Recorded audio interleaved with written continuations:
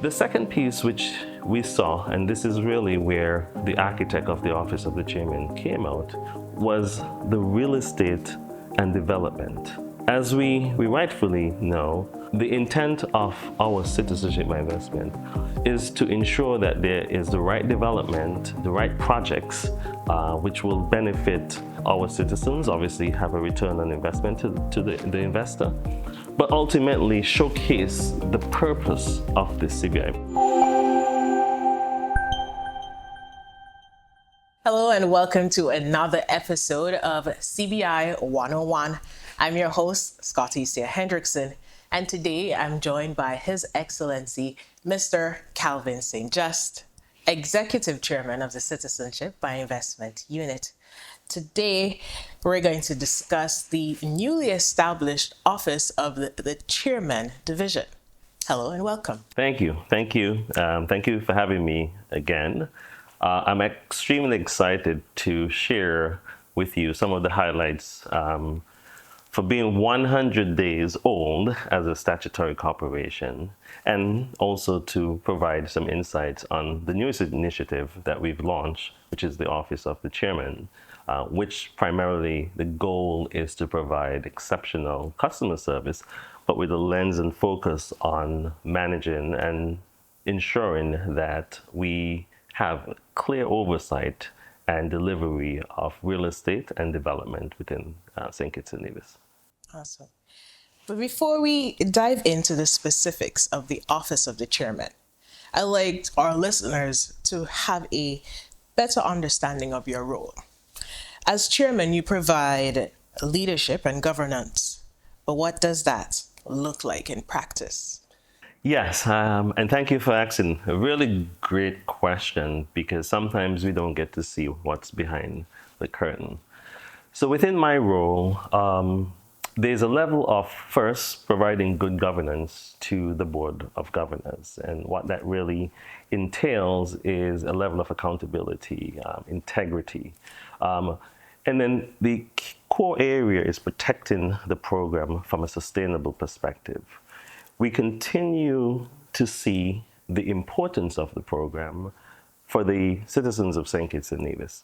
And in doing so, our international partners wish to ensure that we, one, protect our borders, and two, ensure that we indirectly protect their borders based on the applicants that we approve and allow into these programs.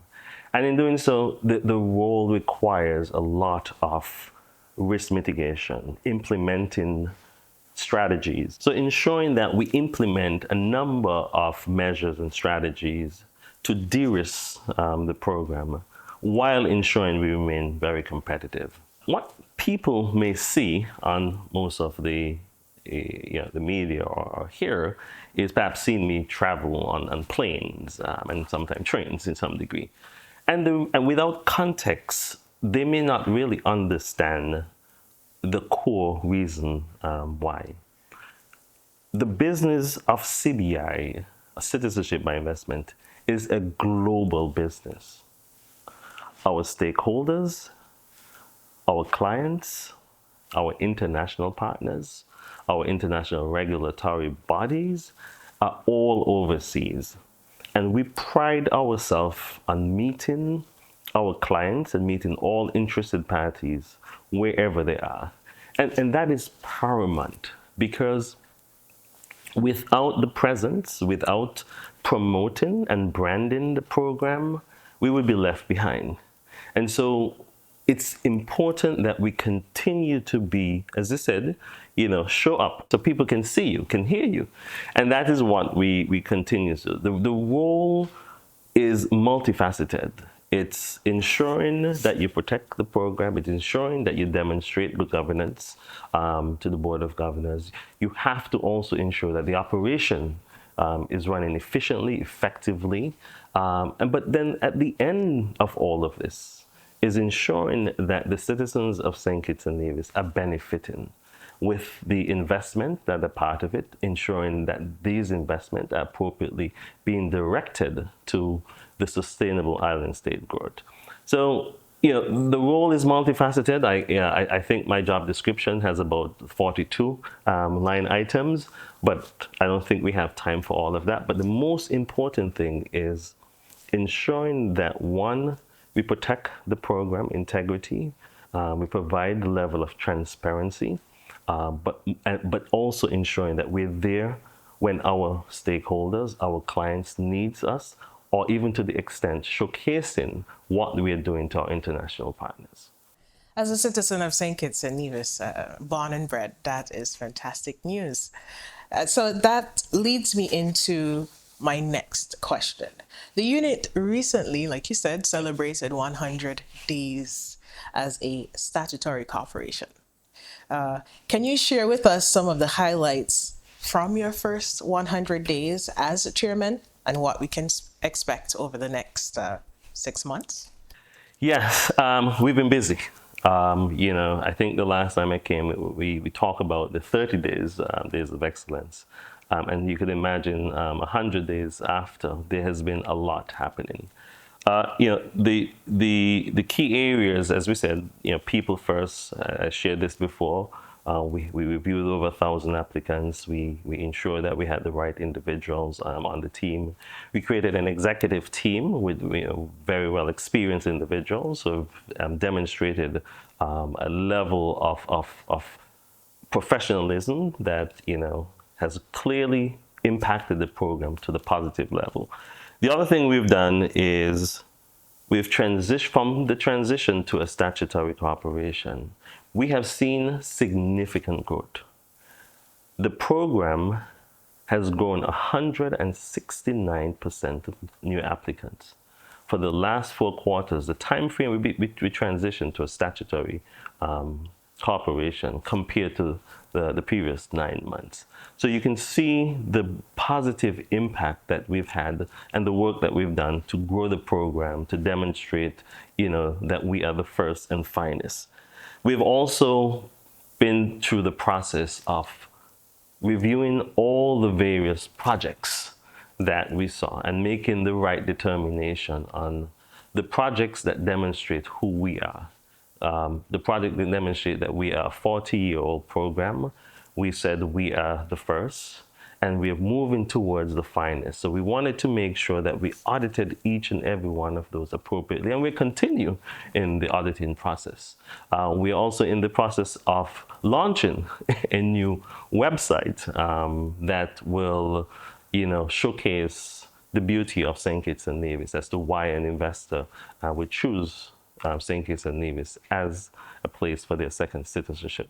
And that in of itself would give us an opportunity to then demonstrate what we've always been saying, transparency, because we will then begin publishing a number of our key metrics on that website to showcase to investors, to showcase to potential clients, but most importantly, the citizens of St. Kitts and Nevis, what is happening with the program. And so we went through a very strategic approach and very measured approach and very principled approach in that we did not wish to haphazardly just demonstrate and provide information without having a clear confidence and backing behind each of those. So quite a bit of stuff will be happening over the next 6 months, in addition to the launch of a new software. So digitization is an important for us. So in the month of February, we will be launching a new software which will give access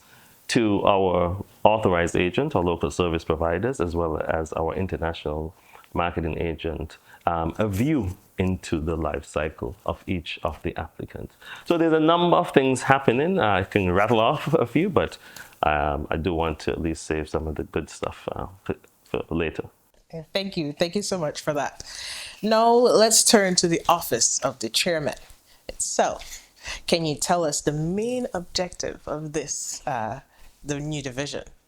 Yes. So the office of the chairman really came out from when we look at the portfolio of the Citizenship Investment Unit in St. Kitts.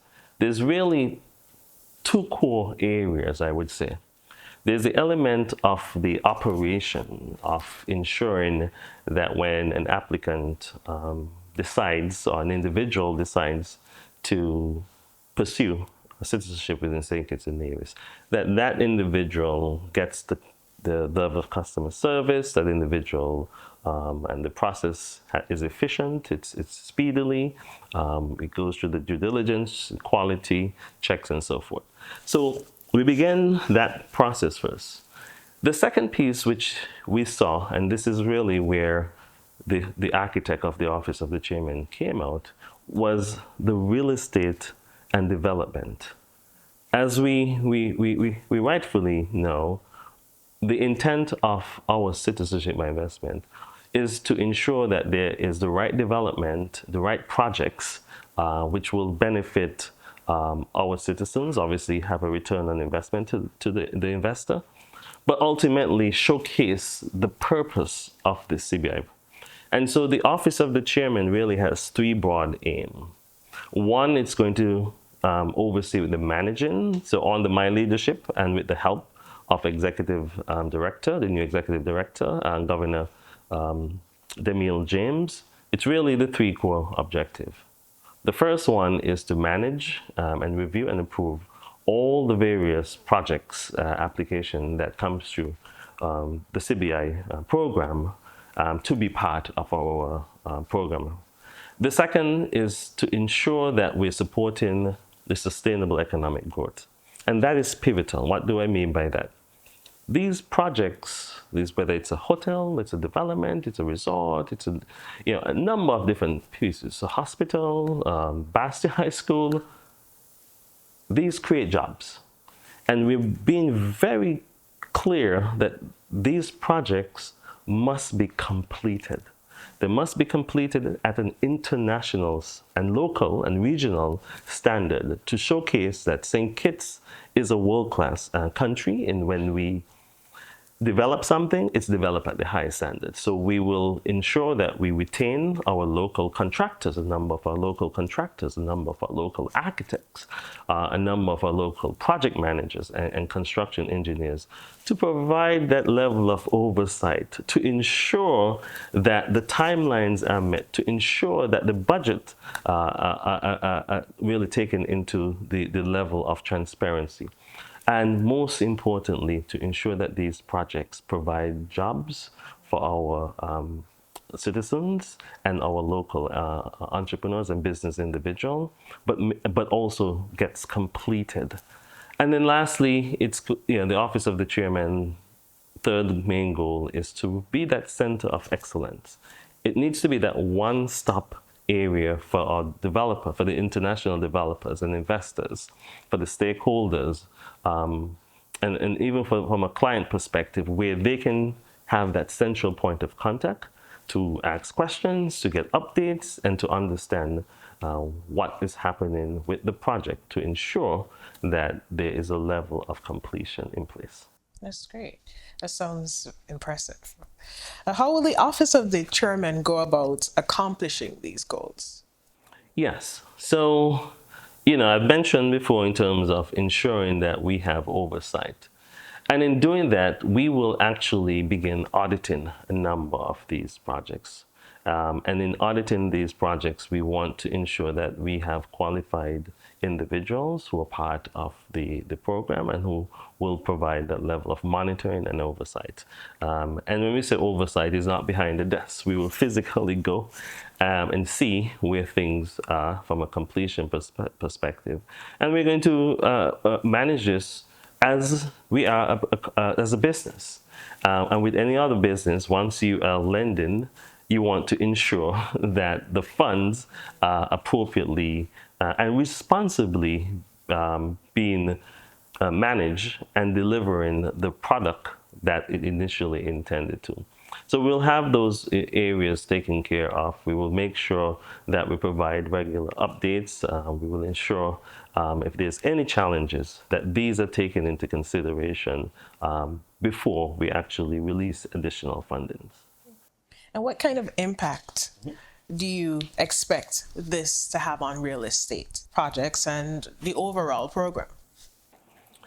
So the impact this will have, as I said, it will, one, first create job opportunity. That is critical. One of the things we know, which is the bedrock of a growing society, a country sort of on the tone, is making sure that the citizens have jobs and that there's a trickle down effect with jobs, money circulated within the economy as needed.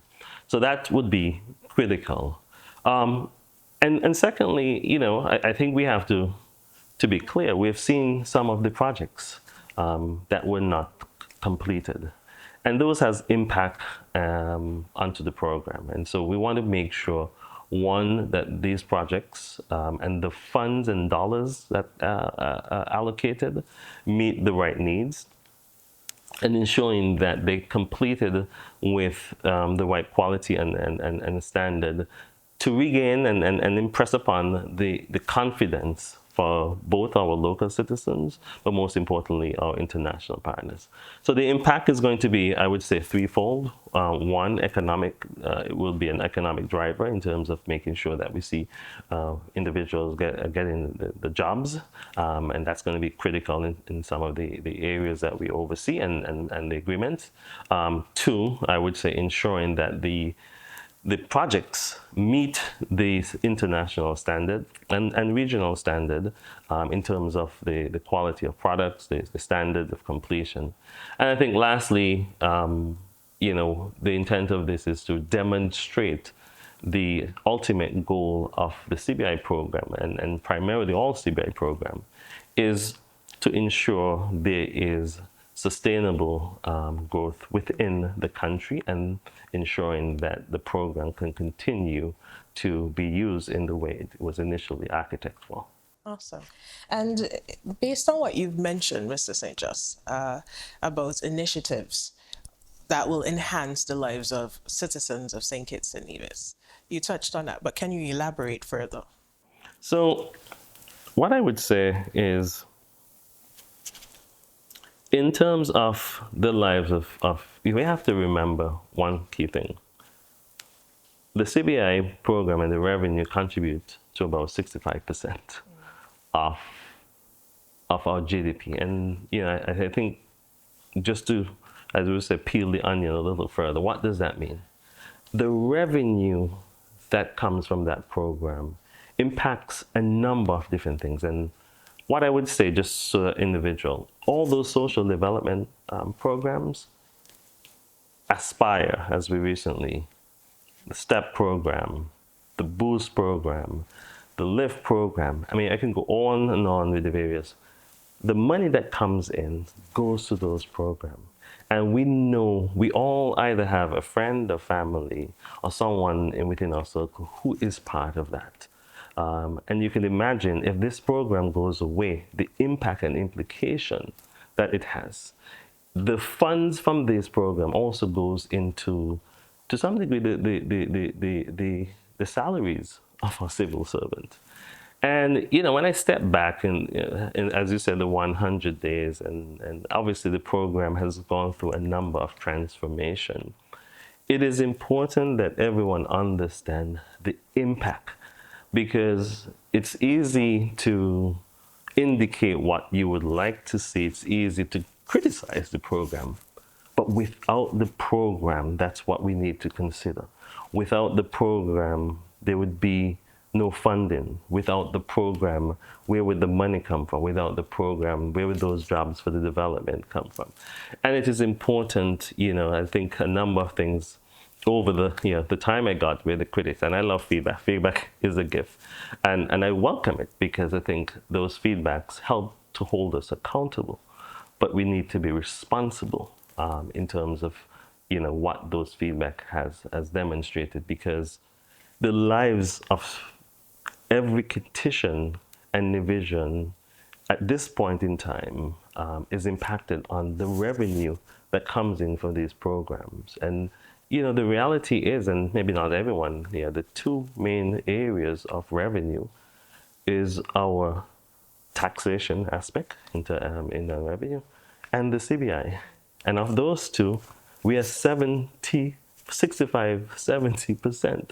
So you could understand where the bigger numbers that help ensure that we drive the economy. So these are some of the areas I think that are important for the citizens of St. Kitts and Nevis. And that's wonderful. It sounds like there is another transformative step that's happening with the Citizenship by Investment program.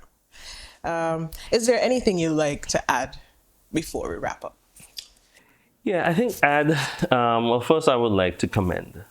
You know, I think most of the times since I've taken over, there's always my face, as most people, and the individuals who really needs to be commended is the folks who may not be seen on the public arena, or the executive leadership team that we brought in has been um, an amazing team in terms of the skill set, the delivery, the professionalism, bonding together and driving the mission under the six principles I brought into the program. The board of governors, I think what we need to understand is the board of governors has a high degree of responsibility, and they challenge me continuously, which I love, in terms of what's next, how are we doing, what about our competitive, what are the next step, and they have been a bench strength in heavily driving us to where we are. 169%. I came from the Wall Street side. I will invest significantly in any program or any investment that will give me a return on investment of 169% in 100 days. That is astronomical growth. Wonderful. And we are seeing the resurgence of applicants. We are seeing the interest globally from our participants. What I would also indicate, we were in London with our international partners, UK, the EU Commission, and the US Treasury. And the purpose of that really was to ensure that all of the five Caribbean countries that are part of the CBI understand the importance, understand first the risks, understand the level of integrity that is required, but most importantly, the demonstration of them being there, and a testament to our prime minister who stayed for the entire 3 days, was that the CBI program is not just important for us from a revenue perspective, from an economic development perspective, but also from our international partners. And we want to make sure that we demonstrate that to them. And so in addition to that, we are implementing various biometrics as another area for them. And then lastly, what I would say is one of the core areas that we hear is how are our economic citizens, individuals who wish to be part of St. Kitts and Nevis, so part of this beautiful rock, how are we ensuring there's some level of connection, rather than being just seeing it on a piece of paper or a brochure or YouTube. So with that, we are having our second investment gateway summit that's taking place again this year. We had the first inaugural one last year, and people may have heard about it. They may have seen things. They may have seen, heard the drumming, and maybe seen some of the masquerades. But the purpose of this is to create an ecosystem to invite those individuals who are already citizens to come and see the beauty of St. Kitts and Nevis, to come and see the other investment opportunities that they may not have an opportunity to see, and contribute additionally. And this is where it's important. It is to ensure that those individuals who are already citizens can contribute further, because what we're seeing, everyone has, the purpose of, in the market, we hear a second citizenship was a plan B, just like a life insurance aspect. What if, in today's world, it's now being activated? So that plan B that was perhaps in the future, perhaps I may want to think about, it's now being activated. And what we're seeing is more and more of our very, very high net worth individuals are asking, what else can I do? How can I also contribute further into St. Kitts and Nevis? And we're now seeing it. It is beyond just the citizenship application that we have individuals who are contributing seven figures into the economy because they feel a connection. And so we wanted to use this opportunity to bring those individuals who are already citizens and showcase the beauty of St. Kitts and have a little rum or so forth. But most importantly, give them the opportunity to continue that level of connection as being a citizen of St. Kitts and Nevis. Additionally, for those who are interested, who may have heard about St. Kitts and Nevis and may have thought about becoming part of the community, the IGS, or the Investment Gateway Summit, will give them this opportunity to be part of the connected community. It will give them an opportunity to give us an opportunity to showcase to them what St. Kitts and Nevis is about. It will give them an opportunity to understand when we say we are the first, but most importantly, we're the finest. And under that umbrella of we are the finest, those potential individuals, those who may wish to be part of our community, giving them the opportunity to showcase why St. Kitts and Nevis, our beautiful beaches, why St. Kitts and Nevis, a place of economic stability, stable government, an environmental, a country, a country that's going to perhaps be the first to become a sustainable island state in the world. Our environment is important to us. We know what's happening.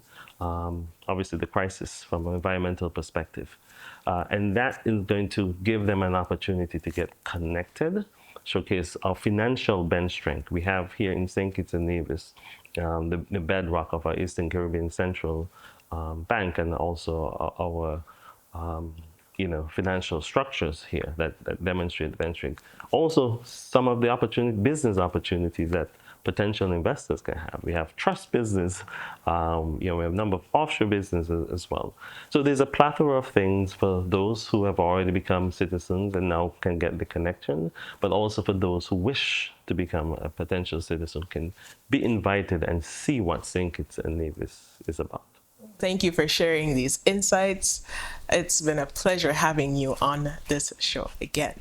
And thank you for having me, and thank you for allowing me to share all about the exciting opportunity within the program. So that wraps up our second episode of CBI 101.